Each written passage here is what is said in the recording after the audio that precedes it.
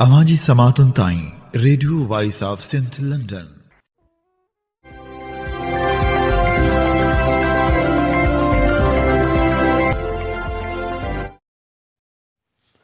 आम्ही ॿुधी रहिया आहियो radio voice of Sindh London. अवांजी ख़िदमत में प्रोग्राम पेश कजे थो ख़बरुनि जी दुनिया। 4 डिसंबर 2025 ख़मीस जे ॾींहुं प्रोग्राम ख़बरुनि जी दुनिया साण करे आऊं अवांजी ख़िदमत में हाज़िर अवांजो पंहिंजो मेज़बान हबीब लगारी। सभ खां पहिरियां पेश करियूं था ख़ासि ख़बरूं। हाथोंगे में खदड़े फ़क़ीर सां इज्तमाही ज़्यादती, 2 ॼणा गिरफ़्तार, वाक़े जो केस दाख़िल। शहदादपुर में उस्ताद खे क़त्ल कंदड़ पुलिस एहलकारनि ख़िलाफ़ कार्रवाई न थी। SHO जी ज़मानत में ॿीहर वाध। जोही में उस्ताद खे मुअतल करण ख़िलाफ़ एहतजाजी मुज़ाहिरो। कम्युनिस्ट पार्टी पारां 27वीं तरमीम ख़िलाफ़ कराची में एहतजाज जो ऐलान। उडेरे लाल में तेल कंपनी मुआवज़ो घुरंदड़ ॻोठाणनि ते केस दाख़िल कराए छॾियो। सिंध में सक़ाफ़ती ॾिहाड़े जूं तयारियूं जारी। मुख़्तलिफ़ इलाइक़नि में तक़रीबूं मुनक़िद। हाणे पेश करियूं था तफ़सीली ख़बरूं। खिपरे भरिसां हथोंगे वारे इलाइक़े में अफ़सोसनाक वाक़ियो पेश आयो। हथोंगे में खदड़े फ़क़ीर सां मुबैना तौरु इज्तमाही ज़्यादती कई वई। खिपरे भरिसां हथोंगे में कराची खां ख़ैरात वठंदड़ खदड़े फ़क़ीर सैमा सां बस अमले ऐं होटल मुलाज़िम पारां ज़्यादती जो निशानो बणायो वियो। खदड़ो फ़क़ीर खिपरो थाणे ते पहुतो, जिते खदड़े फ़क़ीर चयो त आउं कराची खां हथोंगो आयुसि, जिते मूंखे बस अमले ऐं होटल मुलाज़िम यरकमाल बणाए मूंखे ज़्यादती जो निशानो बणायो। हुन मुतालबो कयो त असांजो मेडिकल करायो वञे त जीअं हक़ीक़तूं साम्हूं अची सघनि। ॿिए पासे पुलिस 2 ॼणनि खे हिरासत में वठी वाक़े जी जांच शुरू करे छॾी आहे, जॾहिं त खदड़े फ़क़ीर जी फ़रियाद ते बस ड्राइवर सिकंदर नारे जो होटल मालिक ख़मीसो मंगरियो बादो बिरोही पीरबख्श भयो समेत 4 ॼणनि ते केस दाख़िल करे छॾियो आहे। शहदादपुर पुलिस जे तशदुद में क़त्ल थी वियल जाम अज़ीज़ जखरे जे खून सां अञा ताईं इंसाफ़ थी नाहे सघियो। न वरी जवाबदारनि ख़िलाफ़ पुलिस का कार्रवाई कई आहे। SHO हिकु भेरो ॿीहर ज़मानत में वाध कराए छॾी आहे। अॻूणे SHO ग़ुलाम शबीर दलवाणी समेत 4 पुलिस एहलकारनि जी ज़मानत में 10 डिसंबर ताईं वाध कई वई। सेशन जज सागड़ जी अदालत मक़तूल अज़ीज़ जखरो जी हतमी पोस्टमार्टम रिपोर्ट न अचण सबबि ॿुधणी मुलतवी करे छॾी। होॾां सिंझोरे में अज़ीज़ जखरो जे कातिलनि जी गिरफ़्तारी लाइ उस्तादनि पारां एहतजाजी मुज़ाहिरो कयो वियो। उस्तादनि मुतालबो कयो त SHO ऐं ॿिनि एहलकारनि खे गिरफ़्तार कयो वञे। उडेरे लाल भरिसां तेल कंपनी मुआवज़ो घुरंदड़ 10 ॻोठाणनि मथां केस दाख़िल कराए छॾियो। उडेरे लाल भरिसां ॻोठ मोहम्मद सिंहड़ो जे ॻोठाणनि पारां मक़ामी तेल कंपनी जे नाइचरनि ख़िलाफ़ एहतजाज कंदड़ 10 ॼणनि हमादुल्ला सिंहड़ो, अब्दुल्लाह महमूद, शुएब इनायतुल्ला समेत 10 ॼणनि ते उमिरसांद थाणे ते केस दाख़िल कयो वियो आहे। इलाइक़े वासियुनि जो चवणु आहे त असां सां तेल कंपनी वॾी नाजाइज़ी करे रही आहे। तेल कंपनी असांखे 2 सालनि खां मुआवज़ो नाहे ॾिनो। जॾहिं असां मुआवज़ो घुरियो त असां मथां केस दाख़िल करायो वियो। हुननि चयो त तालके में केतिरा ई तेल जा ज़ख़ीरा ऐं खूह आहिनि, जिन मां रोज़ानो अरबें रुपयनि जी मालियत जी रॉयल्टी मां किथे बि 1 रुपयो ख़र्च नथो थिए। ॿाराड़ी जे ॻोठनि में का बि सहूलियत न मिली सघी आहे। जर जो ख़राबु पाणी हुजण बावजूदि वाटर फिल्टर प्लांट बि न मिलियो, वॾो ज़ुल्म आहे। इलाइक़े वासी गिरफ़्तार ॻोठाणनि जे वारसनि जलील सेणो ऐं नसरुल्लाह चयो त तेल कंपनी जे अमलदार ऐं पुलिस पारां असां सां कयल ज़ुल्म जो नोटिस वठी असां सां इंसाफ़ कयो वञे। जोही में उस्ताद जुनेद अब्बासी खे मुअतल करण ते उस्तादनि DO प्राइमरी दादू ख़िलाफ़ बाहन ते कारियूं पटियूं ॿधी प्रेस क्लब अॻियां एहतजाजी मुज़ाहिरो कयो। उन मौक़े ते उस्ताद अब्दुल हफ़ीज़ लगारी, माशूक पांवर, रियाज़ खोसो, इरशाद रांझाणी ऐं ॿियनि चयो त ब्लॉक 1 प्राइमरी स्कूल जे हेडमास्टर ज़ाती दुश्मनी ते DO वटि शिकायत करे नौजवान ऐं मेहनती उस्ताद जुनेद अब्बासी खे मुअतल करायो आहे। जंहिंजी असीं सख़्तु लफ़्ज़नि में मज़मत करियूं था। अॼु बि ब्लॉक 1 जे हेडमास्टर नौजवान उस्तादनि खे टारगेट कयो आहे। असीं नौजवान उस्ताद पंहिंजी महिनत सां मेरिट ते आया आहियूं, पर बिना जवाज़ नौजवान उस्तादनि खे ख़ामोश रखण लाइ टारगेट कयो पियो वञे। हुन चयो त बिना शोकाज़ नोटिस ऐं बग़ैर इंक्वायरी जे DO primary Liaquat Naich headmaster जे चवण ते नौजवान उस्ताद खे मुअतल कयो आहे। हुननि तालीम खाते जे ज़िम्मेवारनि खां मुतालबो कयो त मामले जो नोटिस वठी मुअतल थियल नौजवान उस्ताद जुनीद अहमद अब्बासी खे बहाल करे उस्तादनि मां बेचैनी ख़तमु कई वञे। ॿी सूरत में सख़्तु एहतिजाज कयो वेंदो। कम्युनिस्ट पार्टी ऑफ पाकिस्तान पारां कराची में 27 आइनी तरमीम ख़िलाफ़ एहतिजाज जो ऐलान कयो वियो आहे। कम्युनिस्ट पार्टी ऑफ पाकिस्तान जो कराची प्रेस क्लब में अहम इजलास थी गुज़रियो, जंहिंमें वकीलनि, सियासी अॻुवाननि, सहाफ़ियुनि, इंसानी हक़नि लाइ जाखोड़ींदड़ कारकुननि, क़ौम परस्त ऐं खाबी धुर सां लाॻापियल सियासी जमायतनि जे अॻुवाननि, समाजी कारकुननि, शागिर्दनि, औरतुनि ऐं नौजवाननि वॾे तइदाद में शिरकत कई। इजलास में 27 आइनी तरमीम जी मुमकिन सियासी, मुआशी ऐं समाजी असरनि ते तफ़सीली ॻाल्हियूं कयूं वियूं।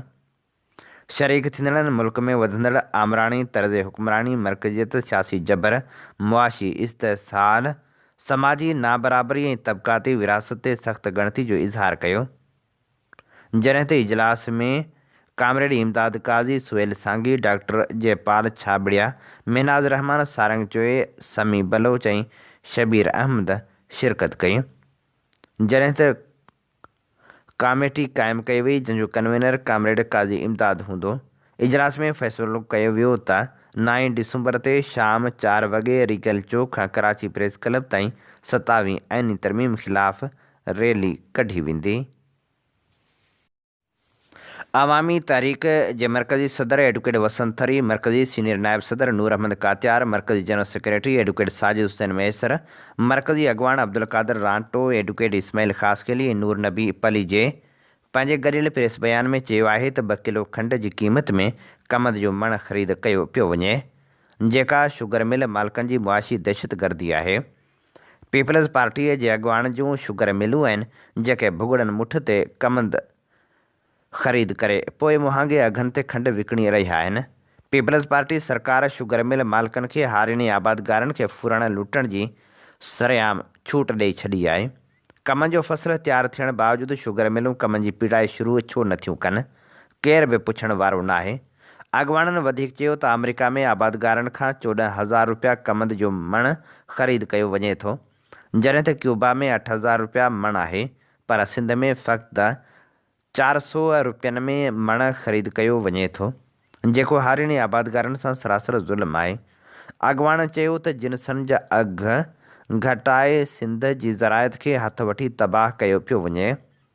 सिंध में ज़रायत खे नुक़सान वारो कारोबार पेश करे आबादगारनि खे ज़मीनूं विकिणण ते मजबूर कयो पियो वञे।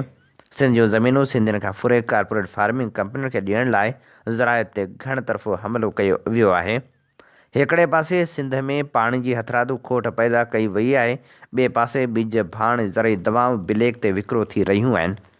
ज़हरीली ज़रई दवाउनि जे विकिरे जो बि उरूज आहे, जंहिं करे उनजी उपत घटि थिए थी। मथां वरी जॾहिं माण्हू ॾुखियो सुखियो अन पाए थो त उन्हनि जा अघ किराया वञनि था। कणक, कमंद, सारिन ऐं फुटियुनि समेत समूरा फसल हारिनी आबादगारनि खां भुॻड़नि मुठ ते ख़रीद कया वञनि था। सिंध सागर पार्टी पारां भिटशाह ते थींदड़ मरकज़ी कन्वेंशन जूं तयारियूं जारी आहिनि। 10 डिसंबर आरबा ॾींहुं भिटशाह में थींदड़ मरकज़ी कन्वेंशन में चूंड पिणु थींदी। इन सिलसिले में सिंध सागर पार्टीअ जे मरकज़ी सदर मंसूर जखड़, सेक्रेटरी जनरल हाफ़िज़ सिकंदर तुनिए ऐं डिप्टी सेक्रेटरी सारंग महर कराची जे मुख़्तलिफ़ हंधनि ते मुख़्तलिफ़ क़ौमी कारकुननि सां मुलाक़ातूं करे रुकनीत साज़ी जी मुहिम में हिसो वरितो। संदन निगरानी में कराचीअ जी इंतिज़ामी बॉडी यानी उहिदेदारनि ऐं मरकज़ी काउंसलरनि जी चूंड पिणु कई वई। कराचीअ जी चूंडियल इंतिज़ामी बॉडी में सदर हुसैन अबड़ो, नायब सदर Ghulam Mohammad Hanjra, secretary Asghar Heemu, joint secretary Munawar Bijal Sindhi, finance secretary Abdullahi Khoro, media secretary Waqar Budho ऐं ऑडिटर अदनान शेख चूंडिया विया। 7 उहिदेदारनि सां गॾु हाफ़िज़ सिकंदर तुनियो ऐं अंब गोपांग पिणु मरकज़ी काउंसलर चूंडिया विया।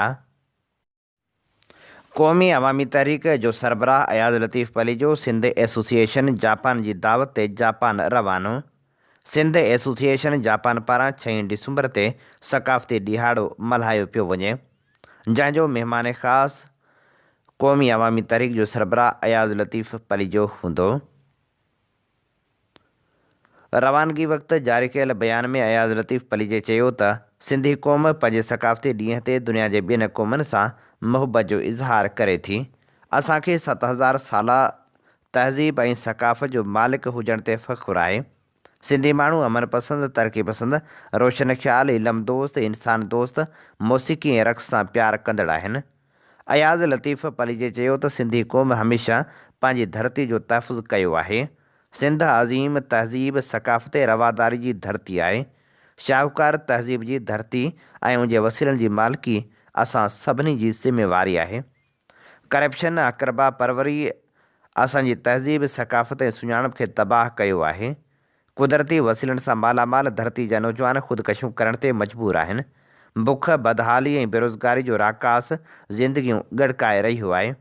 पंहिंजी सक़ाफ़त ऐं तहज़ीब जी बका लाइ बेदार थियण जी ज़रूरत आहे। सिंध जे ख़तरनि जो मुक़ाबिलो इल्म, तालीम, ॼाण, टेक्नोलॉजी ऐं साइंस सां थींदो। पाण खे पंहिंजे वतन में अक़लियत में तब्दील थियण जो ख़तरो आहे। जेकॾहिं बदिलजंदड़ दुनिया सां गॾु पाण खे तब्दील न कयोसीं, पाण इल्म ऐं टेक्नोलॉजी जो रस्तो न वरितो त हीअ दुनिया ॾाढी ज़ालिम थो। तब्दीली चाहे पाण खे आसमान जे बुलंदियुनि ते खणी वञे, तब्दीली चाहे त ज़मीन ते धूड़ करे पेरनि में चिथे छॾे। सिंधियो पाण खे तब्दील कयो, चैलेंजनि सां मुक़ाबले लाइ पाण खे तब्दील कयो, अॻिते वधण लाइ पाण खे तब्दील कयो। ताक़त बणिजण लाइ औरतुनि ऐं मर्दनि जी बराबरी खपे। पंहिंजे समाज में 2.5 करोड़ औरतूं हेठि हूंदियूं त कुझु कोन थींदो। सिंध में अक़लियतूं ग़ैर महफ़ूज़ हूंदियूं, पंहिंजे वतन में हिंदू, क्रिश्चन, सिख ऐं फ़ारसी ग़ैर महफ़ूज़ हूंदा त पाण तरक़ी कोन करे सघंदासीं। पाण उहे सिंधी आहियूं जेके होलियूं, ॾियारियूं, क्रिसमस मल्हाईंदा आहियूं। पाण खे इहो पैगाम ॾियणो आहे सॼे पाकिस्तान ऐं दुनिया खे त असां रवादारी ऐं बराबरी में यकीन रखूं था। असीं पुरअमन ऐं बावकार तहज़ीब जा वारिस आहियूं। अयाज़ लतीफ़ पलीजे चयो त सिंध में सरदारी, जागीरदारी ऐं क़बाइलियत जा चंबा खोड़ियल न हुजनि हा त सिंध हीअं तबाह ऐं बर्बाद न थिए हा। जेकॾहिं फ़ैसिला जरगनि बदिरां अदालतनि ऐं असेंबलियुनि में थियनि हा ऐं असेंबलियूं ऐं अदालतूं अहिड़ियूं हुजनि हा जिन ते आवाम खे एतमाद हुजे हा त सिंध जो हशर अॼु तबाह ऐं बर्बाद थियल न हुजे हा। सिंध खे तालीम, मेरिट, रोज़गार, सिहत खपे। पाणी, तेल, गैस, कोयले ऐं पंहिंजनि वसीलनि ते मालिकी जो इख़्तियार घुरिजे। समुंड, ॿेट, काछो, कोहिस्तान, थर समेत सॼी सिंध जी मालिकी घुरिजे। कब्ज़ागिरी न खपे। सिंधियुनि खे अक़लियत में तब्दील करण जूं कब्ज़ागिरी स्कीमूं न घुरिजनि।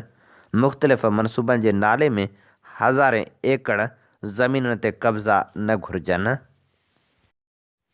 सॼी सिंध में सक़ाफ़ती ॾिहाड़े जूं तयारियूं हलंदड़ आहिनि। सक़ाफ़त जो ॾिहाड़ो भरपूर नमूने मल्हायो वेंदो, जॾहिं त मुख़्तलिफ़ शहरनि में तक़रीबूं पिणु मुनक़िद कयूं पियूं वञनि। सिंध हारी कमेटी पारां सॼी सिंध में सक़ाफ़ती ॾिहाड़ो भरपूर नमूने मल्हाइण जो ऐलान कयो वियो आहे। 7 डिसंबर ते हैदर चौक ते मुख्य सक़ाफ़ती कैंप पिणु लॻाई वेंदी, जिते सिंध अमण खे शानदार भेटा पेश कई वेंदी। सिंध हारी कमेटीअ जे मरकज़ी सदर comrade Samar Haider Jatoi press release जारी कंदे चयो आहे त 7 डिसंबर सिंध सां उहिदे वफ़ा जो वचन कयो वेंदो ऐं सिंध हारी कमेटी पारां हैदराबाद जे हैदर चौक ते मुख्य सक़ाफ़ती कैंप लॻाई वेंदी, जिते सक़ाफ़ती ॾिहाड़ खे भरपूर नमूने मल्हायो वेंदो ऐं सॼी सिंध में ॻोठनि, वस्ती वाइण ऐं शहरनि में सक़ाफ़ती रैलियूं कढियूं वेंदियूं।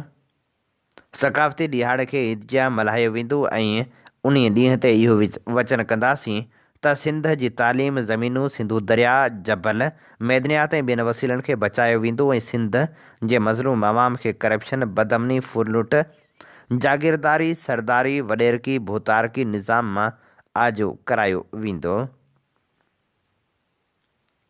बदीन जे प्राइमरी स्कूल फिरदोस कॉलोनी में सकाफ़ती ॾिहाड़ो मल्हायो वियो। उन मौक़े ते सकाफ़ती तक़रीब मुनक़िद कई वई, जंहिंखे ख़िताब कंदे शबाना मेमण चयो त सिंध जी सूंहं रुॻो अजरक ऐं टोपी में न, पर सिंधी माण्हू जी मुहबत, महिमान नवाज़ी, सचाई ऐं लोक रिवायतुनि में समायल आहे। सकाफ़त खे ज़िंदा रखणु नस्लनि जी ज़िमेवारी आहे। मैडम कमर ख़िताब कंदे चयो त सिंधी सकाफ़त हिकु क़दीम ख़ज़ानो आहे जेको असांखे सादगी एहतराम जो पैगाम ॾिए थो। गर्ज़ ग्रुप जी शाइरी, तक़रीरनि ऐं परफॉर्मेंस में ॿारनि सिंध जे मुख़्तलिफ़ रिवायतुनि खे पेश कयो।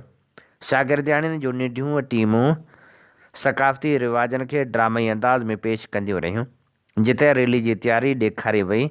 भर्त कणाई कपिड़े जे हुनर जो मुज़ाहिरो थियो। किन ॿारनि पारां सिंधी औरतुनि जी अज़मत खे तमामु प्यार सां पेश कयो वियो। हेड मिस हुमैरा चना चयो त सकाफ़ती ॾींहं रुॻो तफ़रीह न आहिनि, पर ॿारनि खे पंहिंजी सुञाणप, तारीख़, ज़ुबान ऐं रिवायत सां जोड़नि था। इहो ॾिसी ख़ुशी थी त असांजा ॿार पंहिंजी सकाफ़त खे फ़ख़ुर सां पेश करे रहिया आहिनि। हिन मौक़े ते मिस साबरा, मिस बख़्तावर, रहीमू, उमेमा, अंबर, अफ़शा, सीमा, शबीना, मिस मारवी, मुंतहा, अंबरीन, सदफ़, बख़्तावर ऐं ॿियनि पिणु ख़िताब कयो, जॾहिं त समूरा शागिर्द सकाफ़ती लिबास पाए शरीक थिया।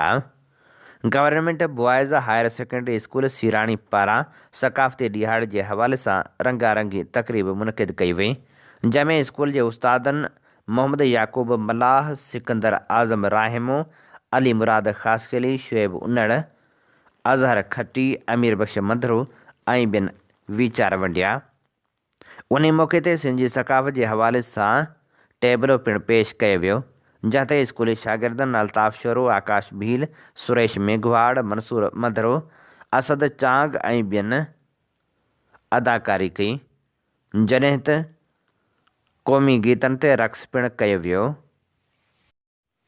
वापडा मुलाज़िमनि मुतालबनि जी मञताले तहरीक हलाइण जो ऐलान करे छॾियो आहे। मेहड़ में वापडा हाइड्रो इलेक्ट्रिक यूनियन जो मरकज़ी कन्वेंशन थी गुज़रियो, जंहिंमें वॾे अंग में मुलाज़िम शरीक थिया। Regional chairman Nisar Shaikh, vice chairman Sajjad Ali घुमरे, सेक्रेटरी खलीलुर रहमान डोमकी, अकील अहमद जुणेजे, आफ़ताब अहमद ऐं ॿियनि वॾे अंग में शिरकत कई। कन्वेंशन में वापडा हाइड्रो इलेक्ट्रिक यूनियन जे रीजनल चेयरमैन निसार शेख चयो त वापडा मुलाज़िमनि जा जाइज़ मसइला हल न पिया थियनि। जबरी बदिलियूं वापडा मुलाज़िमनि खे सिक्योरिटी अलायंस न ॾियण सबबि पोरियत परेशान आहिनि। वापडा खे ख़ानगाहण वारी लड़कंदड़ तलवार मुलाज़िमनि जे परेशानियुनि में इज़ाफ़ो कंदी रहे थी। इंतिज़ामिया वापडा मुलाज़िमनि जा मसइला हल करण में संजीदा नाहे। मोरे भरिसां ॻोठ मनाही जे रहवासियुनि आशिक़ राहूजो, ज़ीशान सोलंकी, वॾेरे अब्दुल बाक़ी सोलंकी, अब्दुल गफ़ार सोलंकी ऐं ॿियनि प्रेस क्लब साम्हूं एहतिजाजी मुज़ाहिरो करे गैस जी लोड शेडिंग ख़तमु करण जो मुतालबो कयो। उन मौक़े ते हुननि जो चवणु हो त मोरो, मनाही ऐं भरपासे जे ॻोठनि ऐं इलाइक़नि में सॼो ॾींहुं गैस जी ग़ैरक़ानूनी बंदिश रहे थी, जंहिंजे करे घरेलू सार्फ़िन सख़्तु मुश्किलातुनि खे मुंडी रहिया आहिनि। गैस न हुजण सबबि नाश्तो ऐं शाम जो मानी पचाइण में बि ॾुखियायूं पेश अचनि थियूं। हुननि मुतालबो कयो त गैस जी लोड शेडिंग ख़तमु कई वञे। ठटे ज़िले जे कोहिस्तानी इलाइक़े बोतो मकान जे रिहायशी माज़ूर औरत आसिया शोरो पंहिंजे हिकु माज़ूर ऐं ॿिनि नीगरियुनि सां गॾु प्रेस क्लब घारो पहुती, जिते हुन प्रेस कॉन्फ्रेंस दौरान चयो त मुंहिंजो मुड़ुसु बिना ॿुधाइण जे ॿी शादी करे असां खां लातालुक़ बणियल आहे। हू पाण बंगलनि में रहे थो, जॾहिं त आऊं पंहिंजी माज़ूर निगरी सां गॾु हिकु झूपड़ी में रहण ते मजबूर आहियां। मूं पंहिंजे टिनी धीअरनि जी परवरिश कहिड़ी मजबूरी, लाचारी ऐं बेवसी में कई, उहो रुॻो मुंहिंजो अलाह ॼाणे थो। मुंहिंजी वॾी धीअ नूरज़ादी शोरो इलाज न थियण सबबि माज़ूर थी वई आहे, जॾहिं त ॿियूं ॿ निगरियूं मूं अकेले तमामु ॾुखियुनि हालतुनि में वॾी महिनत मुश्किल सां पालियूं आहिनि, जंहिं सबबि मुंहिंजे अखियुनि जो नूर पिणु वञाइजी वियो आहे। उन हूंदे बि मुंहिंजे मुड़ुस खे असां ते रहम नाहे आयो। हुन मुतालबो कयो त मुंहिंजे ॿारनि खे संदन हक़ ॾिनो वञे।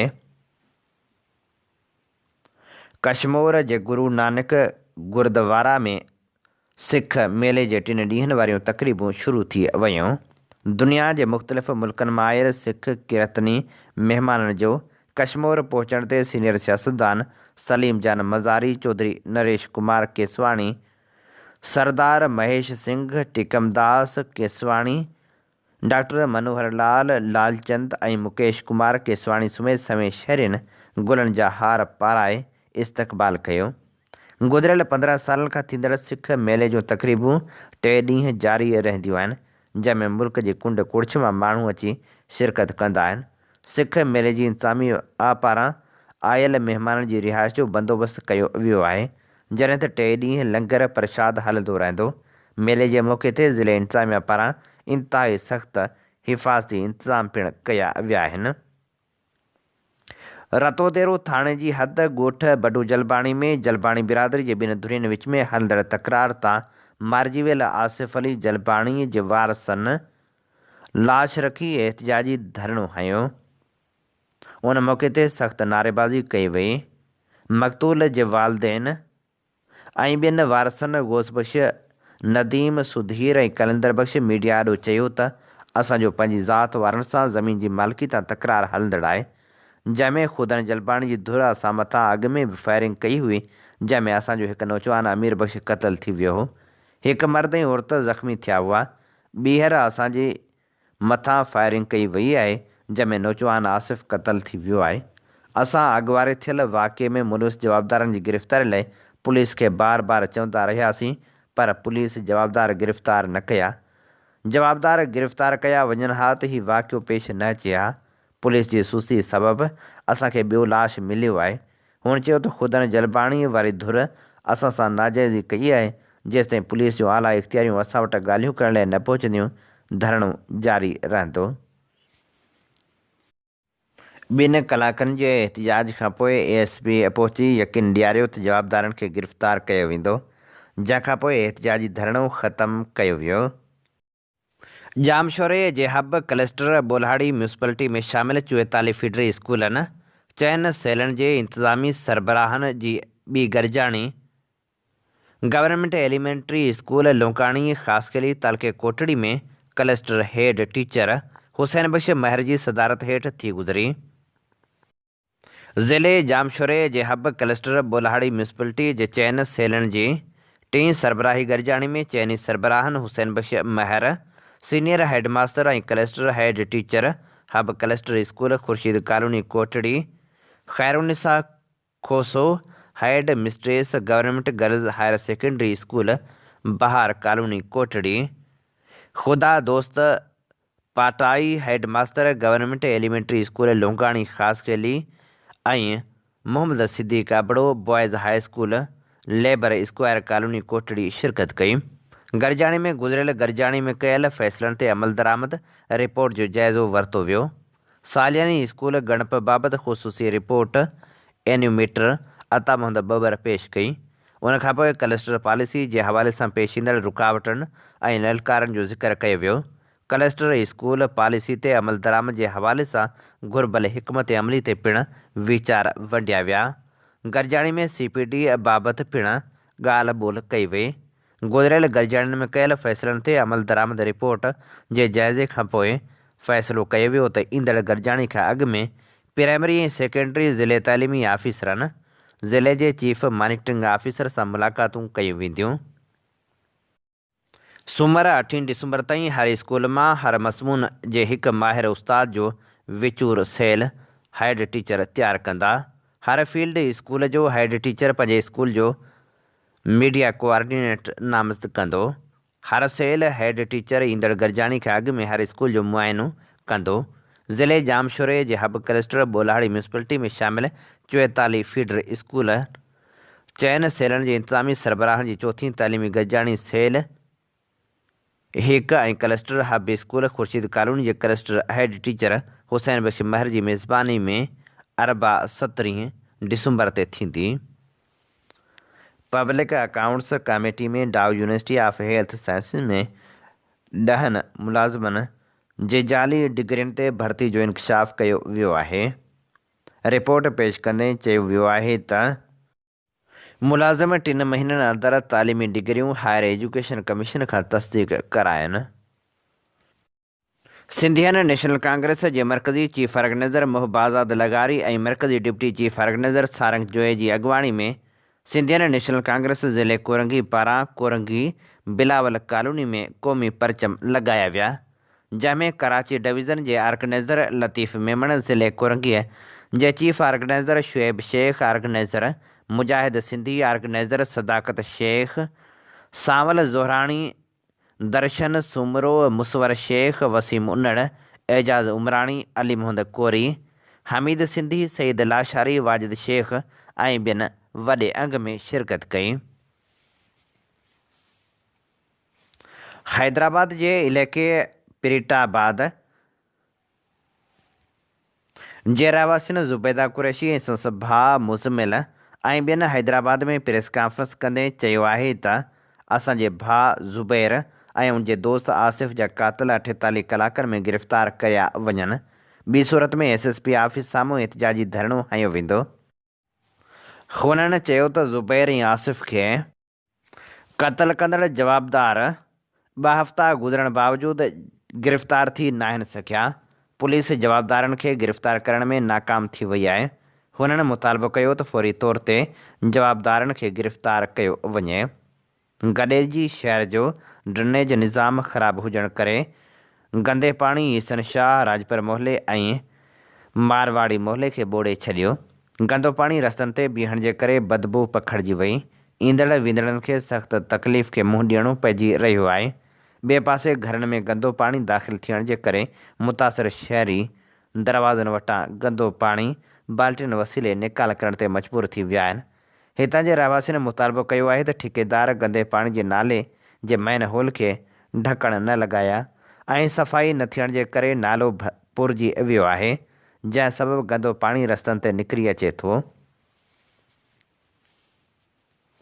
राहुकी भरिसां अब्दुल्लाह राहू फार्म ते सारिन जे पलाल खे लॻियल बाहि फायर ब्रिगेड जे न पहुचण सबबु भरिसां वेठल ग़रीब हारियुनि जे घरनि खे वकोड़े वई, जंहिं सबबु ग़रीब हारियुनि जा 10 खां वधीक घर सड़ी रख थी विया। बाहि जे इतला ते फायर ब्रिगेड अमले देर कई, जेके गाॾियूं 1.5 कलाक देर सां पहुतियूं, तेसिताईं घर मुकमल तौर सड़ी चुका हुआ। कमदार नाथू कोल्ही, धनजी कोल्ही, चंदुर कोल्ही, गैनू कोल्ही, हुमू कोल्ही, अचू कोल्ही, नारायण बेखू कोल्हीअ जा 10 खां वधीक घर मुकमल तौर सड़ी विया। घरनि में मौजूदु समूरो सामान सड़ी रख थी वियो, जॾहिं त रहवासी खुलियल आसमान हेठि वेठल आहिनि। मुतासिरनि पारां मुतालबो कयो वियो आहे त असांजी मदद कई वञे त जीअं नए सिर घरनि जी अॾावत करे सघूं। घोटकीअ ज़िले में हारी कार्ड ते रिश्वत तलब एजेंट मुक़ररु थी विया, इंतिज़ामिया ख़िलाफ़ सख़्तु एहतिजाज। घोटकी ज़िले में सिंध बैंक अमलदारनि हारी कार्ड खे कारोबार बणाए छॾियो आहे। घोटकी, ओबावड़ो, खानपुर महर, डहरकी ऐं मीरपुर माथेलो सिंध बैंकनि में आयल हारी कार्ड ते सरेआम रिश्वत वरिती पई वञे। बैंक अमलदारनि पंहिंजा वेझा अज़ीज़ ऐं अमले जा माण्हू एजेंट मुक़ररु करे छॾिया आहिनि, जेके सरेआम हारियुनि खां ज़रई सब्सिडी तौरु आयल हारी कार्ड ते रिश्वत वठी रहिया आहिनि। बैंक अमलदारनि पारां मुक़ररु कयल एजेंट फ़ी हारी कार्ड ते 15 खां 20 हज़ार रुपया रिश्वत वठी रहिया आहिनि, जॾहिं त ॻुझनि दरवाज़नि खां उन्हनि खे अंदरि आणे हारी कार्ड एक्टिव करे ॾिना वञनि था। मीरपुर माथेले में सिंध बैंक आॾो सवें हारियुनि ऐं क़ौमी अवामी तहरीक जे अॻुवाणनि लुत्फ़ मियां शर, अवामी वर्कर्स पार्टी जे अॻुवान मोहम्मद ख़ान शर, जहांगीर शर, कैसर पिताफ़ी ऐं ॿियनि जी अॻुवाणी में एहतिजाजी मुज़ाहिरो करे सिंध बैंक अमलदारनि ख़िलाफ़ सख़्तु नारेबाज़ी पिणु कई वई। वारह में भाउ जी ज़मीन ते भाइरनि कब्ज़ो करे वरितो। मुतासिर जो एहतिजाज इंसाफ़ जी घुर। मंज़ूर अली वल्द हाजी इलाही बख़्श मरखंड भाव ख़िलाफ़ अवामी प्रेस क्लब में प्रेस कॉन्फ्रेंस कंदे चयो त सऊदी अरब कमाईंदो हुयसि, ज़मीन ख़रीद कई, भाव शुरू खां ई धार हुयो, खेसि आरज़ी ज़मीन हारपेले ॾिनी। सालनि खां पोइ ख़बर पई त फ्रॉड रस्ते खातो मटाए वियो आहे। DSP वारह जी इंक्वायरी में पिणु कूड़ो साबित थी चुको आहे, जॾहिं त कंहिं बि चङे जे सॾ ते बि नथो अचे। गैर क़ानूनी खातो ख़ारिज करे इंसाफ़ कयो वञे। वाही पांधी जा रहवासी बदअमनी खां तंग, एहतजाजी तहरीक बावजूदि कंहिं बि नोटिस न वरितो, पुलिस ख़िलाफ़ नारेबाज़ी। काछे समेत वाही पांधी में रोज़ानो वधंदड़ धाड़नि फुरनि बदअमनी ख़िलाफ़ शहरी रोडनि ते निकिरी आया। लिगारी बिरादरीअ जे माण्हुनि, शहरीनि ऐं मुख़्तलिफ़ सियासी समाजी अॻुवाननि वाही गोरख चौक ते टायरनि खे बाहियूं ॾेई पुलिस ख़िलाफ़ सख़्त नारेबाज़ी कई। एहतजाज जी अॻुवाणी कंदड़ इब्राहिम लगारी, मिठल बिरोही, बशीर लगारी, ज़फ़र रोस्तमाणी, शबीर लगारी, मोहम्मद हसन लगारी ऐं ॿिनि सहाफ़ियुनि सां ॻाल्हाईंदे इल्ज़ाम हयो त SSP दादू पुलिस अमलो हूंदे बि मुकमल तौरु नाकाम आहे। संदसि हथरादू शुरू कयल मीज़ान ऑपरेशन बि को नतीजो न ॾेई सघियो आहे।